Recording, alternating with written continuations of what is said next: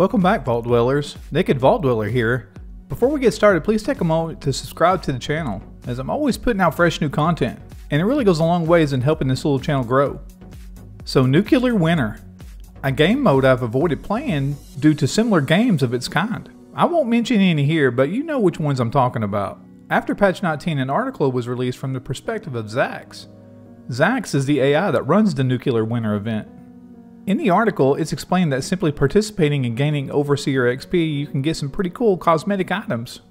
After careful consideration and much convincing, a friend finally talked me into playing, and I'm glad he did. When I first logged on, I was greeted with the following screen. You only have one life, and the last team or person standing wins the match. You can earn Overseer XP to unlock new content. Now, as you gain access to vault rooms, you can progress through a whole storyline. Unlock new perk cards in the system solely designed for Nuclear Winter. Fight as a team with 3 or other players, or play solo.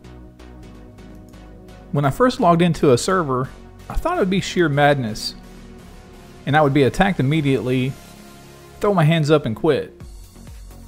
It's actually not that crazy at all. Moving right along. So I've got it broke down to the top 5 things I think a new player should know before they play Nuclear Winter. Number 1, the first thing you'll do when you sign into the server is select a map that you want to play on. While there's not a great deal to choose from, your choice does matter. For some reason, everybody seems to like to choose Morgantown, or at least from the times that I played. Number 2, you'll want to take a moment to look at your perk cards and how they're set up. Now, when you first start, you may not have that many perk cards altogether, so your default 7 will be in place. But as you play more and more, you'll be awarded more perk cards, and you can swap those other perk cards out to something more powerful. Now, the maximum number of perk cards you can use at one time is 7, and everybody has the same default cards.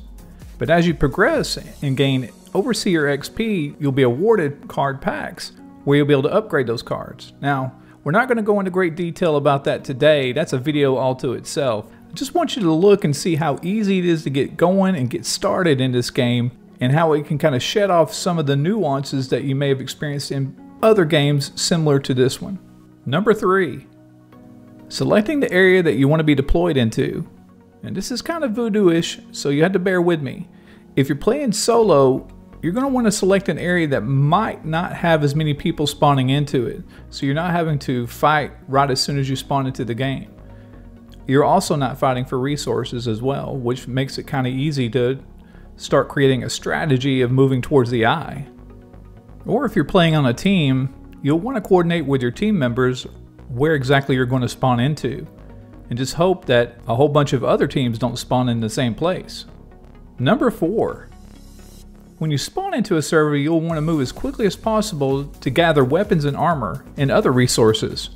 This is where you want to start formulating a strategy of how you're going to move into the eye, and how you're going to avoid everyone or encounter everyone depending on your playstyle. Now, the eye is a safe area, and it will also decrease in size as the match progresses on, much like other Battle Royale games that you play today. Not saying any names. Number 5. If you're playing solo, avoid. Take your time and don't engage unless you absolutely have to. When it starts getting down to the last 15 people in the match, you're probably going to be facing one or more teams. If possible, let the remaining teams fight for position and annihilate one another. Now, I won't say it's impossible to win solo. I will say it's going to be stinking hard if you try. Now, I've not won solo, and I seriously doubt I ever will. In closing on number 5, anytime that I ever did die, I died by another team. It was never someone else that was solo. So teams definitely do have the advantage, and it's worth looking into. Or you could be like me and not have any friends at all, and solo is all you got to hang on to.